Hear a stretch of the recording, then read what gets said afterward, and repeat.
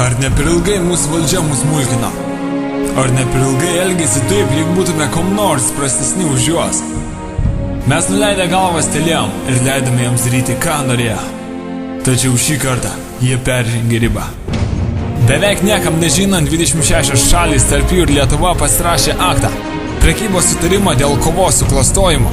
Tačiau ši prekybos sutartis iškelia intelektinės nuosavybės autorinių teisės, nes leidžia tikrinti tavo asmeninius elektroninius laikmenų turinį muitinėse zonose ir konfiskuoti tavo turtą. Bausi tave už tokio turto turėjimą, remiantis vien tuo, kad anot ieškovo, tu turėjai pagrindo žinoti, jog tas turtas yra nelegalus. Tačiau būtent tu gali padaryti valdžios savivaliavimui galą. Protestuok ir neleisk valdžiai daryti, ką tik nori. Mes sakom ne aktai.